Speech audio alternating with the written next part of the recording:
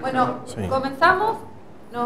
Ahora nos va a hablar el doctor Guillermo Docena, investigador principal de CONICET y profesor adjunto de inmunología de la Facultad de la Universidad de La Plata. ¿Sí? Así que, y luego está la doctora Carmen, que nos va a hacer por Skype la disertación porque está en misiones, que se quedó de la Varada, ¿sí? quedó varada. Bueno, algunas cosas las voy a pasar porque con las dos charlas anteriores que fueron bastante informativas, no quiero que haya superposición, pero algunos conceptos que me parecen importantes, eso sí voy a hacer un poco más de hincapié.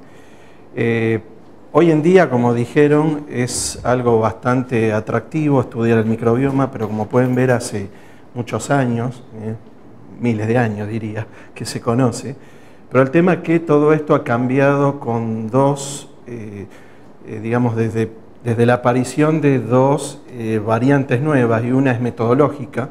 Estos microorganismos han tratado de cultivarse hace muchos años y es imposible, son anaerobios, son muy difíciles, por lo cual se conocían muy pocas cepas, pero a partir de la aparición de nueva tecnología de secuenciación de DNA, y a partir del conocimiento que estos microorganismos tienen un RNA que se llama RNA ribosomal 16S, que es característico de cada cepa, y las nuevas técnicas de secuenciación masiva, es lo que ha permitido que, teniendo un bajo número de microorganismos, aislándolos de la microbiota, uno pueda identificarlos. Eso por un lado. Y más recientemente ha aparecido otro método que da mucha más información, que se llama MALDI-TOF, que lo que hace es cada bacteria romperla, por decirlo de alguna manera, lisarla, y se analizan las proteínas y otros componentes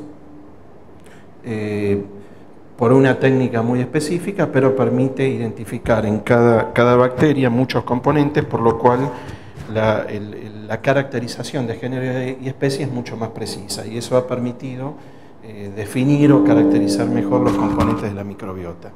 Entonces, eso por un lado, y por otro lado, el hecho de que se puedan reproducir muchos de los efectos que se observan en humanos, en modelos animales, ha permitido caracterizar estos componentes, y esos son los que hoy se pueden o se van agregando a la lista, como nombró Tomás, de lo que llamamos probióticos.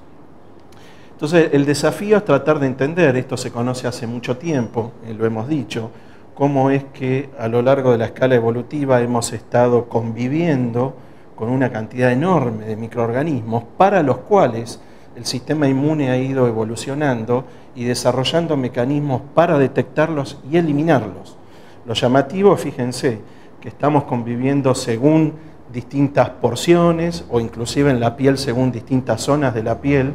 Tenemos una cantidad variable en cuanto a cantidad y a variedad de microorganismos, y sobre todo lo que hoy se sabe que el intestino es la mayor comunidad de procariotes con las cuales estamos conviviendo. Entonces el desafío es tratar de entender cómo un sistema que ha ido evolucionando y cambiando para defendernos y eliminar los que son patógenos, cómo a la vez ha permitido que podamos convivir, y que cuando uno habla del organismo ya no vamos a hablar de nuestras células eucarióticas, sino que el organismo es algo mucho más complejo, donde involucra nuestras células del cuerpo, digamos, y todos estos procariotes. Y hoy en día, como ya lo ha mostrado Tomás, está perfectamente demostrado que sin estos microorganismos no tendríamos salud, homeostasis o fisiología. Entonces, esas son las preguntas que se están tratando de responder: cómo ha sido la evolución del sistema inmune, la evolución de los microorganismos. En muchos casos se ha demostrado cómo un comensal ha evolucionado a partir de un patógeno, por lo cual un comensal es evolutivamente superior a un patógeno, porque ha desarrollado, como vamos a ver ahora, formas de convivir en simbiosis durante la vida de un organismo de muchos años, sin que sea afectado ni eliminado, y en un ambiente que sea amigable. Entonces, todo eso se está tratando de dilucidar. Ya se sabe bastante de cuál es el rol, pero se siguen descubriendo nuevas propiedades.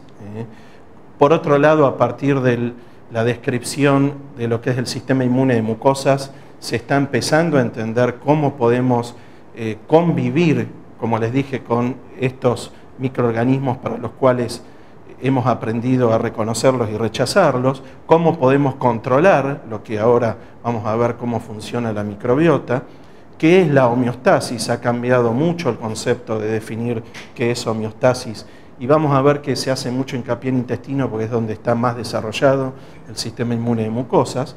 Y bueno, y lo último, digamos, lo más atractivo para nosotros es tratar de entender cómo la alteración de la composición de esa microbiota impacta en la fisiología y en nuestro metabolismo, y lo que es terapias es cómo podemos intervenir en ese escenario. Entonces, bueno, esto voy a avanzar. Lo que sí puedo decir es que las dos microbiotas más avanzadas, o la más compleja, es la que está en todo el tracto gastrointestinal. La de la boca es extremadamente compleja, pero la del intestino y sobre todo la de colon es la que se está tratando de entender, pero todas las mucosas tienen una microbiota asociada. Ya se habla también en bronquios de la microbiota, no es estéril el bronquio, hay virus y bacterias. Como también mencionó, que algo voy a mostrar después, glándula mamaria tiene una microbiota, tracto genitourinario tiene una microbiota, y el concepto es que donde hay un sistema inmune de mucosas tiene que haber una microbiota, que es lo que va a determinar el desarrollo.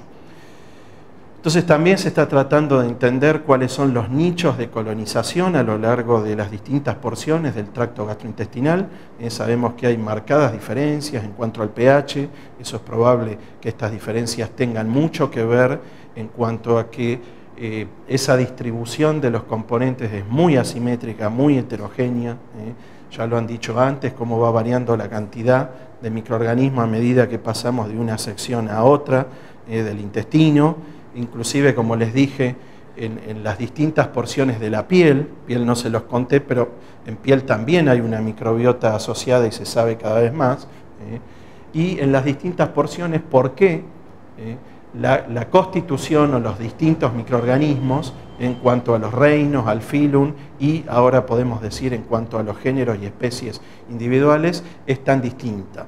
Entonces, un poco lo que se tiende a pensar es que el sistema inmune tiene mucho que ver con eso, en esa regulación dual, y si uno compara lo que es la cubierta externa de, vamos a hablar básicamente de bacterias, porque es lo que más hay, pero no nos olvidemos que en la microbiota hay parásitos, hay hongos y hay virus, y hay comensales y patógenos, y no nos hacen nada.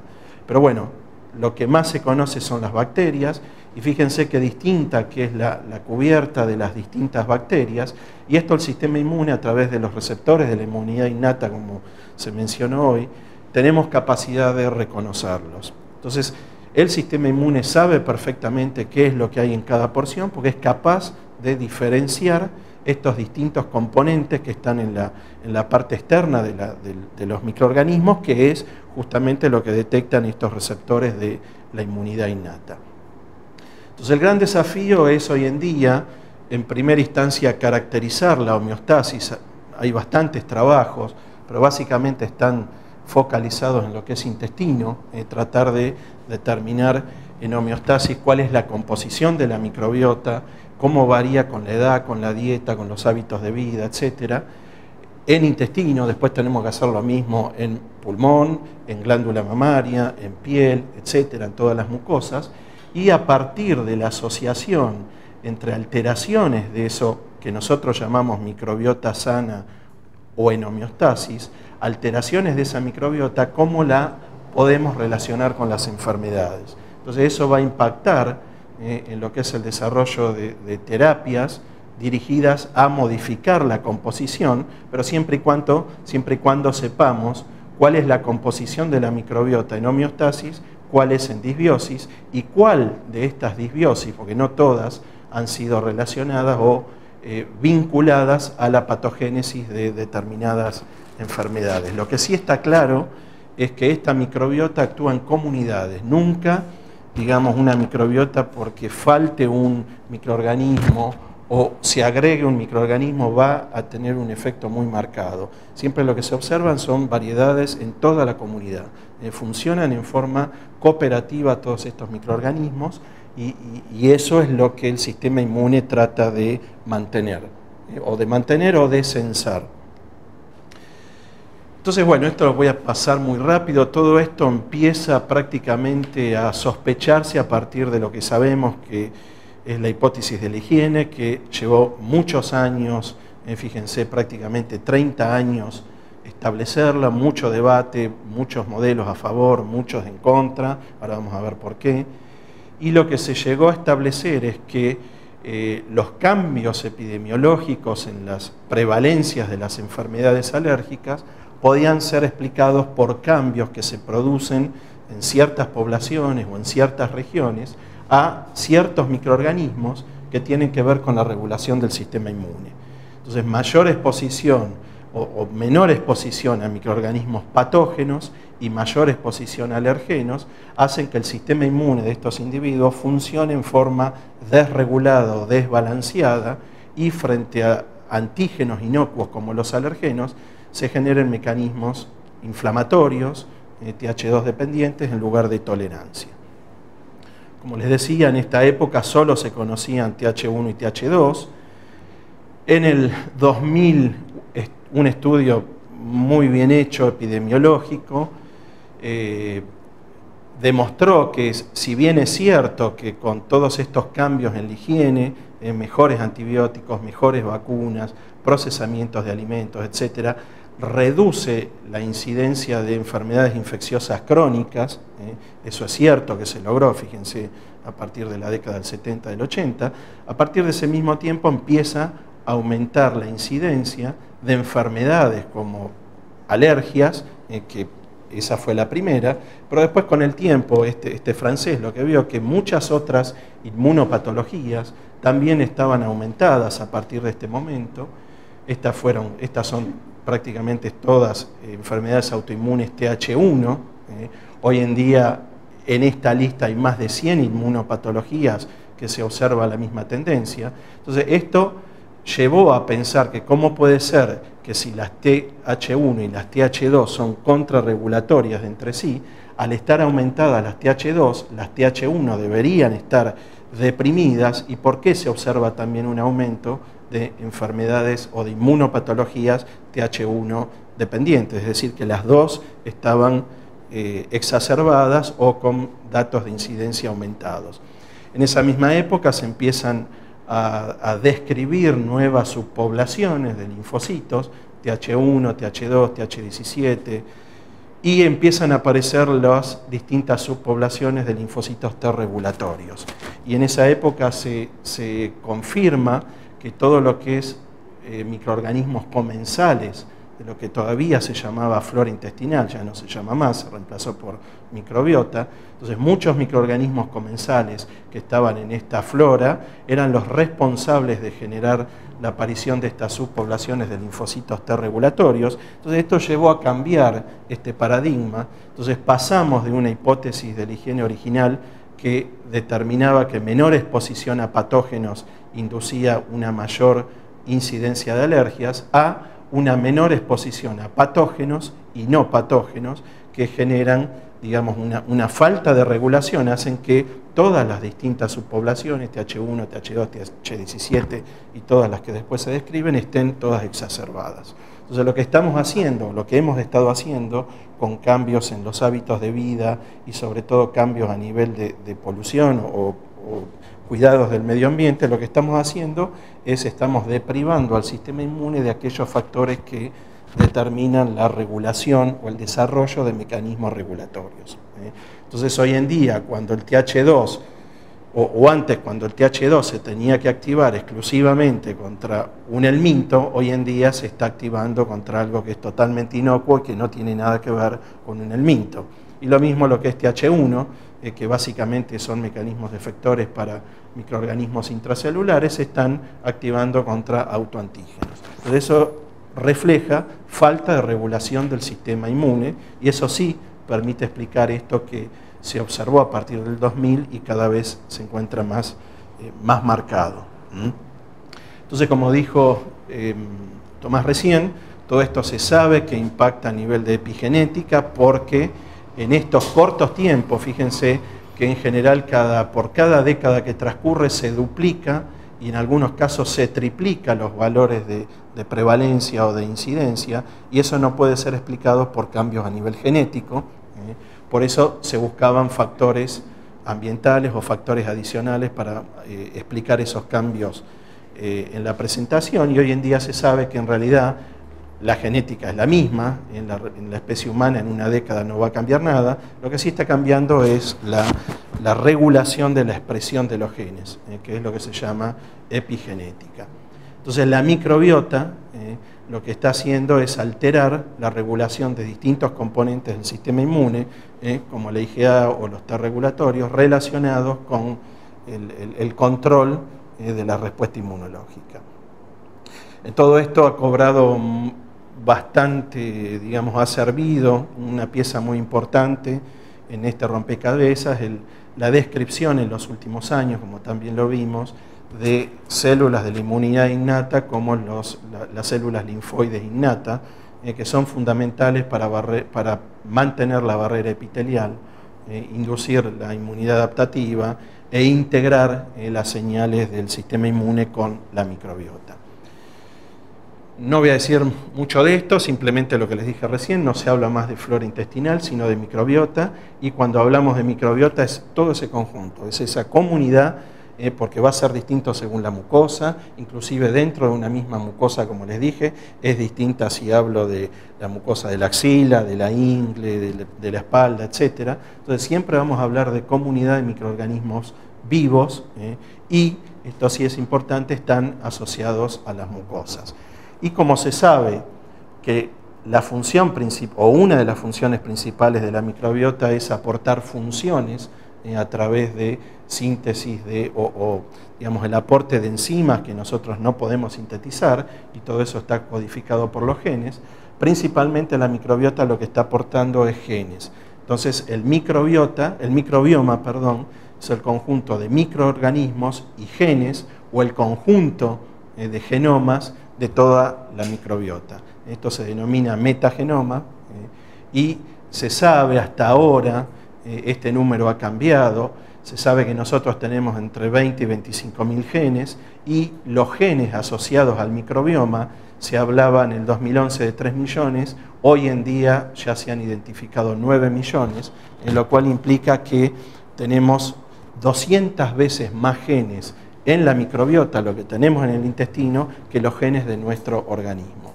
Entonces, eso como función, o como se lo considera ahora un órgano, la microbiota es un órgano, como cualquier otro órgano que lo necesitamos, y por eso esa simbiosis es tan importante para tener una buena homeostasis.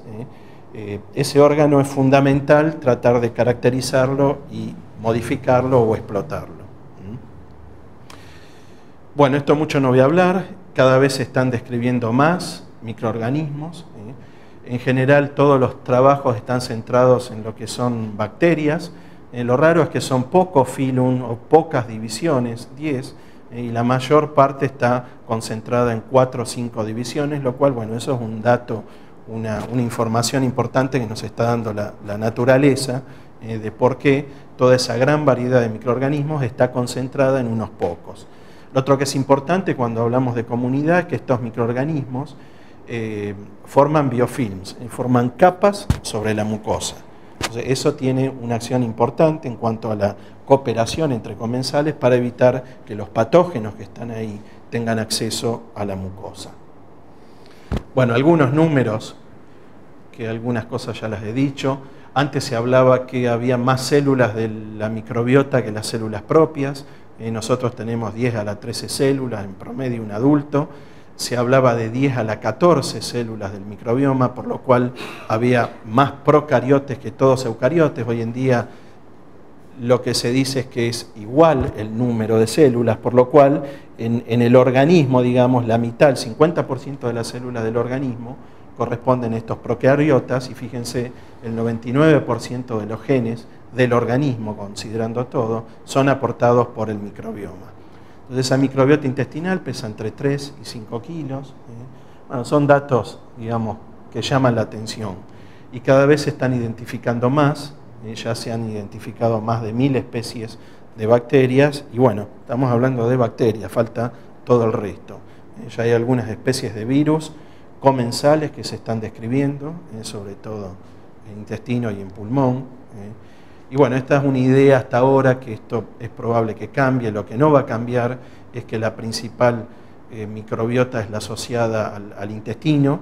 Eso determina que el principal sistema inmune de mucosa sea el del intestino, es el más complejo y es el que más células tienen, pero también hay una microbiota importante en tracto respiratorio, por supuesto en piel, en génito urinario y en otras mucosas como glándulas, por ejemplo, glándula mamaria. Esto es un intestino de ratón, entonces algo que también se está avanzando a partir de la definición de los nichos de colonización de los distintos componentes.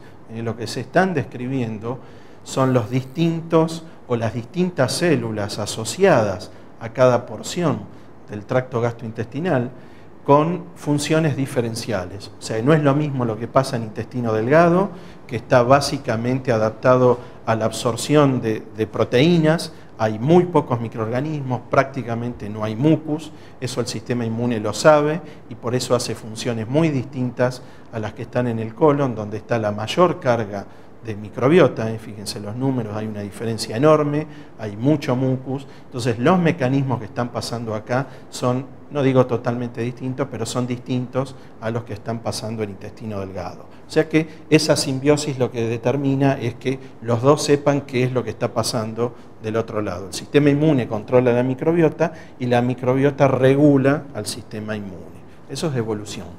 Eso ha llevado muchos años. Entonces, bueno, el desafío es tratar de entender cómo podemos hacer eso, digamos, cómo por un lado podemos tolerar tantos microorganismos, pero al mismo tiempo, en esa comunidad, cómo tenemos la capacidad de montar una respuesta específica y rápida cuando hay un patógeno que llega a la superficie. O sea, eso es bastante difícil de entender, pero bueno, se están dilucidando distintos mecanismos. Y lo otro que es importante, que el sistema inmune tiene que adaptarse, es que esa microbiota tiene una composición que cambia. Entonces, frente a esos cambios, el sistema inmune tiene que ser capaz de mantener la homeostasis. No quiere decir que cuando hay un cambio, por eso es importante considerarlo como una comunidad. Cuando hay un cambio en la composición, eso no siempre es disbiosis. Para hablar de disbiosis tenemos que relacionarlo o asociarlo a una patología. En homeostasis pueden haber cambios de la composición de esa microbiota y no pasa nada. Alguna función va a tener para el sistema inmune. Lo que sí está claro, que también dijimos, es que estos comensales, la principal función es generar una respuesta antiinflamatoria o tolerogénica. Pensemos que en el intestino tenemos el mayor desafío antigénico. Todos esos microorganismos más todo lo que es antígeno de la dieta, para el sistema inmune es todo antigénico, debería generar una respuesta inflamatoria. Entonces lo que principalmente va a ocurrir en el intestino es frenar una inflamación. Y lo que se ha visto es que si no hay microbiota en animales crecidos en bioterios libres de gérmenes, esa respuesta no existe y se producen colitis, inflamaciones, etc. O sea que esos microorganismos están encargados de generar esa respuesta antiinflamatoria. Como recién nombró Tomás, el principal componente, digamos, además de identificar los microorganismos, lo que se está tratando de identificar son los metabolitos que generan, y eso es lo que permitiría, digamos, tratar de entender cómo es que se pasa la información del sistema inmune a la microbiota. Lo que más se conoce hace mucho tiempo es el butirato. Después se agregó o se describió el acetato y el propionato, son todos lo que se llama ácidos grasos de cadena corta. Se sabe que estos son reconocidos por receptores específicos en las células del sistema inmune, y ahora les voy a mostrar algunos resultados. La unión de estos ácidos grasos a estos receptores genera esta respuesta antiinflamatoria. Este año, en febrero, se describe un nuevo ácido graso que es el lactato. Se ha descrito también cuál es el receptor específico del lactato, y se venía sospechando, por eso bacterias lácticas son los principales probióticos, pero bueno, recién ahora se ha demostrado que el lactato que producen tienen efectos similares, pero el más característico es el butirato. Esto ocurre, digamos, estos ácidos grasos se generan en el intestino, en el lumen, pero a través de los mismos uno puede entender cómo alterando o tocando la microbiota puedo afectar funciones en órganos distantes, como dijimos, en cerebro, en hígado, en páncreas, etc. Y eso, bueno, permite modular enfermedades extraintestinales tocando la microbiota. Todo eso es porque estos componentes, a través de la sangre, básicamente, llegan a los distintos órganos distantes. Entonces, bueno, esto, digamos, ha cambiado mucho a partir de lo que les decía, que existen modelos animales donde yo puedo modificar la microbiota. Esto se viene usando hace mucho tiempo, pero recién ahora se entiende qué es lo que pasa. Si yo trato un ratón con antibióticos, puedo generar, digamos, cambios en la homeostasis. Entonces, acá lo que se hace es, se tratan ratones con un cóctel de antibióticos, se hace una sensibilización alérgica, toxina colérica y maní, y después del desafío, fíjense, en animales tratados con antibióticos, o sea que tiene una alteración en la microbiota, la IgE se induce, la IgG1 también se induce, en animales normales esto no ocurre. Cambia, cuando se va a analizar la composición de la microbiota, cambia la cantidad de microorganismos y la diversidad, y cuando se va a estudiar los distintos componentes, fíjense, estos son los animales tratados con antibiótico en comparación con los controles, en materia fecal o en contenido intestinal, fíjense cómo cambia la composición de la microbiota. Entonces, administrar un antibiótico me va a alterar la composición de la microbiota y me va a incrementar la sensibilización a antígenos, porque eso determina que aparezca la IgE. Lo que se trata de hacer es, una vez que se barre, digamos, ¿Una pregunta? Sí. ¿Cuál antibiótico es el que estaba descrito que produce la alteración del microbio? Ahí, gentamicina, colistina, vancomicina y dos más, que no me acuerdo, son 5. ¿Y a nivel humano? ¿Y a nivel general? ¿No solo en ese trabajo? Esos son los que usaron en ese ¿A nivel general, en el consumo masivo de los pacientes? No, eso no lo sé, digamos, no sé si se sabe eso. Lo que sí se sospecha es que era un poco la hipótesis de la higiene, el consumo masivo de antibióticos tiene que ver con esto porque está alterando la composición de la microbiota. Pero todos los antibióticos que se usan para limpiar el colon, el sistema precolonia, también diciendo, pero está demostrado cuáles son los microorganismos. Bueno, está. Entonces, bueno, lo que hay que tratar, lo que se está tratando de hacer para confirmar un mecanismo de un probiótico es, una vez que se barre, tratar de repoblar con una microbiota convencional completa o con microorganismos individuales. Entonces, lo que se observa es que esa alteración o la recomposición del sistema inmune es específico de cada especie. En este trabajo, como se sospecha que Clostridium tiene que ver con la restauración de la tolerancia y este bacteroides no, fíjense que cuando el animal se lo repuebla con Clostridium, la IgE específica disminuye comparado con un animal que no tiene microorganismos, germ free, libre de gérmenes. La IgE total también disminuye, la variación de la temperatura que refleja la anafilaxia también con Clostridium aumenta en lugar de disminuir. Se inducen T regulatorios cuando trato con Clostridium y no con la otra bacteria, y la IgA también aumenta. O sea, con esto no hay duda que Clostridium se puede definir como un probiótico porque restaura tolerancia, sobre todo a nivel de T regulatorio y de IgA, y disminuye la sensibilización alérgica. De forma resumida, lo que se ha encontrado que en estos T, como hoy se nombró, tienen un factor de transcripción que se llama Rho-gamma T, que se expresan linfocitos T colónicos que son específicos de microorganismos. Y el tema es tratar de entender cómo un linfocito T que es específico de antígenos de los microorganismos pueden proteger de la sensibilización a antígenos dietarios. Es decir, esos T no son específicos de estos antígenos dietarios. Y esos T regulatorios duodenales se ha encontrado en duodeno, esto es en colon, en duodeno se han encontrado que hay linfocitos T regulatorios específicos de antígeno de la dieta, también se han encontrado T regulatorios en otras mucosas. Entonces la idea es que todas estas subpoblaciones, como las mucosas están interconectadas, actúan en forma cooperativa. Entonces el hecho de que en colon se genere un T regulatorio contra la mucosa colónica, contra la microbiota colónica, ese T regulatorio va a secretar citoquinas que genera un ambiente tolerogénico, por lo cual cuando un linfocito T específico de un antígeno de la dieta se va a activar y diferenciar, en ese ambiente tolerogénico se va a diferenciar a T regulatorio. Entonces, esto es importante porque si uno quiere inducir tolerancia a nivel de mucosas, no hace falta inducirla contra distintos antígenos. Con que yo induzca contra algún antígeno en particular un T regulatorio y ese antígeno y ese T regulatorio se expanda, genera un ambiente que va a regular la activación de los distintos linfocitos T. Entonces, bueno, se ha demostrado que la microbiota es capaz de inducir T regulatorios contra antígenos o proteínas que están en esos microorganismos.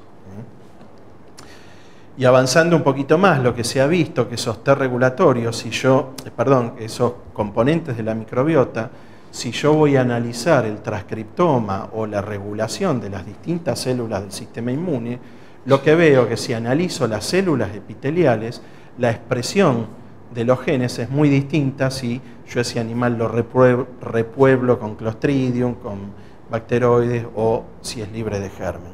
Y lo que se ha visto en particular de todos estos genes es que los genes que codifican para los péptidos antimicrobianos que son producidos por células epiteliales son o pueden ser inducidos por Clostridium y no por la otra cepa, y no cualquier péptido antimicrobiano, sino que algunos. O sea que es bien específico de cada cepa. Esto también lo tenemos acá, esto ocurre en colon, no ocurre en el intestino delgado. Y lo otro que permitió avanzar y entender mucho lo de los linfocitos innatos es que, fíjense, si hago el mismo análisis, yo veo que aumenta la expresión de IL-22, como lo vimos hoy, que es una citoquina que va a restaurar la permeabilidad de la barrera epitelial, y aumentan las células productoras de IL-22. Acá se descubre que no solo los T expresan Rho-gamma T, sino que también estos nuevos linfocitos que se empiezan a describir en esta época, como los linfocitos innatos, los tipo 3, son los productores de IL-22. Y bueno, y después con controles, si uno trata a estos animales con antibióticos y repueblo con Clostridium, la IgE es baja, pero si doy antibiótico, Clostridium y anti-IL-22, la IgE es más alta. O sea que ese Clostridium e IL-22 tienen que ver con el control de la sensibilización. Entonces, este es un mecanismo bastante moderno que tiende a explicar cómo la microbiota es capaz de inducir interleuquina 22. Ahora vamos a ver, falta una pieza en el rompecabezas. Esa microbiota en los linfocitos T y en los ILC3 induce IL-22. IL-22 restaura la integridad de la barrera porque va a actuar a nivel de la expresión de las moléculas que forman las uniones fuertes. En células de Goblet induce la secreción de mucina y en células de Paneth induce la producción de péptidos antimicrobianos. Y bueno, y finalmente lo que se hizo fue demostrar cómo es que se genera eso, y acá se demuestra que el acetato digamos el butirato en aquellos animales en los cuales se los repuebla con Clostridium está aumentado, y si yo trato un ratón con butirato, no con, digamos, con el antibiótico, sino con butirato, y hago el desafío antigénico, fíjense, con proteínas de maní, la expresión de IL-22 va a estar aumentada en el colon de los animales que recibieron butirato, y si mido el antígeno en sangre, lo cual es un parámetro indicador de anafilaxia, estos animales que recibieron butirato van a tener menor cantidad de proteínas de maní en sangre, por lo cual el butirato estaría mediando la disminución de la sensibilización alérgica o de la anafilaxia. O sea que todo esto en conjunto lo que está haciendo es restaurando a través de IL-22 la permeabilidad intestinal. O sea, es fundamental la microbiota para mantener esa permeabilidad intestinal. Entonces, bueno, hay muchos trabajos, pero en este trabajo podemos ver cómo la microbiota es capaz de modular al sistema inmune. Y al revés también, a través de la producción de péptidos antimicrobianos, mucus, etcétera, el sistema inmune es capaz de mantener a distancia la microbiota, no tiene que estar en contacto con la superficie, con la cara apical, porque acá están todos los receptores de la inmunidad innata, y a través del muestreo de los distintos componentes de la microbiota, el sistema inmune sabe perfectamente qué es lo que hay acá afuera. Por eso cuando esto se altera, cuando esto cambia, todo este cuadro, este escenario de homeostasis se altera. Entonces, bueno, todos estos mecanismos se están conociendo cada vez con más detalle, y cuando ocurre una disbiosis, por el motivo que sea, ese cuadro cambia, en general el mucus desaparece o hay menor producción de mucus o aparece un patógeno que es capaz de degradar el mucus, y el tema es cuando tocan la superficie de la célula epitelial, que esto es un sensor que si es activado genera un foco inflamatorio. Entonces, todo lo que vimos antes, cuando estamos en disbiosis, va a funcionar de otra manera. Y bueno, y esto puede permitirnos entender, conocen lo que es la hipótesis dual de la patogénesis de la alergia alimentaria, que es una de las teorías que permitiría explicar cómo se induce una alergia alimentaria a través de la sensibilización por la piel, el ingreso de alergenos por la piel no tiene todo el sistema de circuitos regulatorios que tiene el intestino, entonces el ingreso de un antígeno o de un alergeno por la piel produce sensibilización en piel, que si tenemos buenos mecanismos regulatorios a nivel de intestino van a ser contrarrestados. Esto es lo que ocurre en individuos normales, o individuos no atópicos o no alérgicos. Tiene una buena tolerancia y por más que haya sensibilización por piel, esto no va a generar una alergia. Pero bueno, hay muchos trabajos que describen la asociación de dermatitis atópica o con anafilaxia. Esto se conoce bastante, lo que es alteraciones a nivel del sistema inmune de mucosas de piel, cómo está alterada esta barrera cuando hay mutaciones en filagrina, cómo eso impacta a nivel epigenético.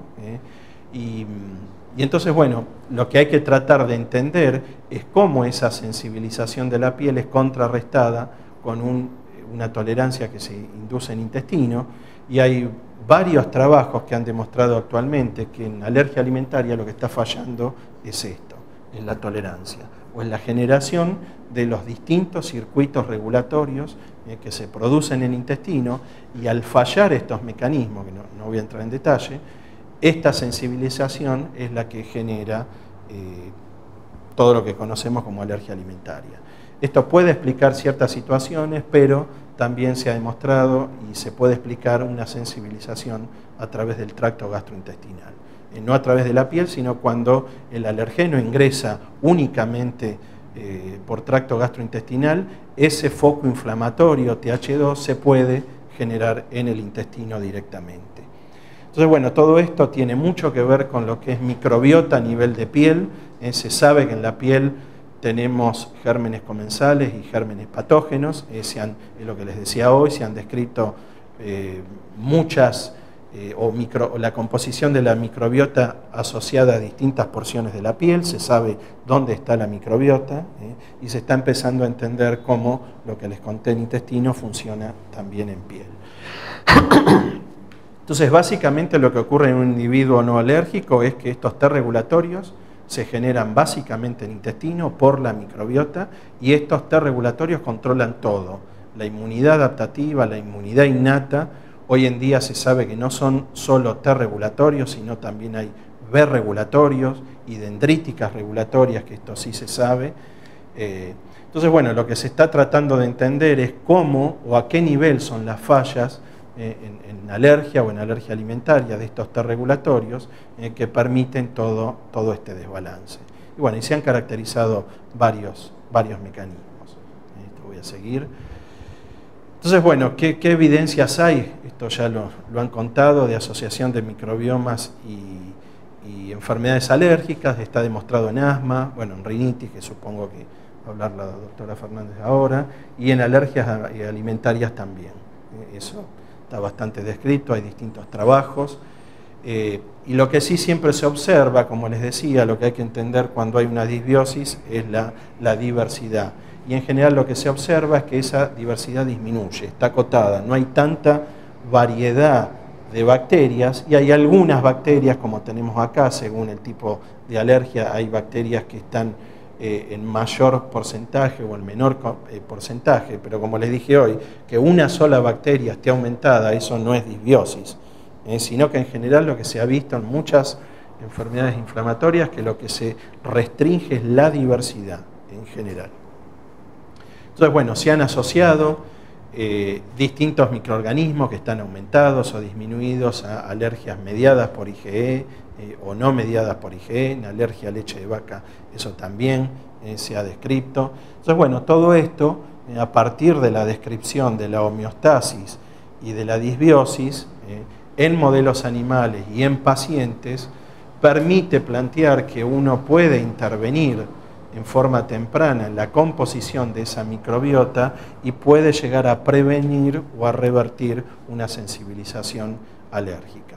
Entonces, los objetivos o digamos los puntos más importantes es caracterizar esa disbiosis, ver y saber cuándo estamos en disbiosis, caracterizar efectos inmunomodulatorios de cada microorganismo y sobre todo de los metabolitos para poder digamos, utilizarlos en forma controlada, saber cuánto doy.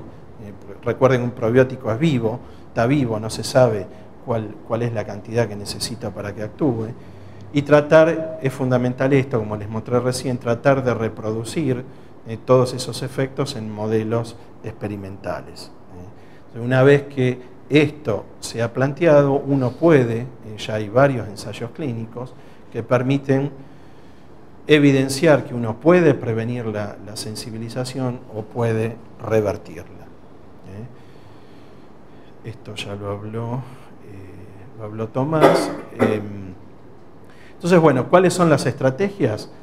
Se pueden utilizar, como vimos recién, comunidades microbianas particulares, usar 1, 2 o 3 especies en particular, que eso va a modificar la composición de la microbiota.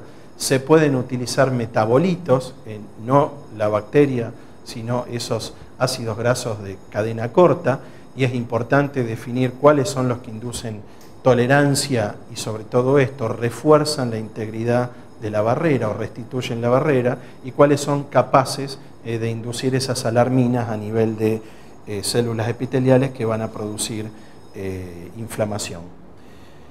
Otra estrategia, que también hay varios trabajos, es reemplazar toda la microbiota, hacer lo que se llama trasplante de microbiota fecal. Eso en algunos casos funciona. Esto empezó a estudiarse a partir del 2013, los trabajos de diarrea por Clostridium difficile. Bueno, transfiriendo o trasplantando microbiota a individuos normales, se puede controlar ese proceso inflamatorio.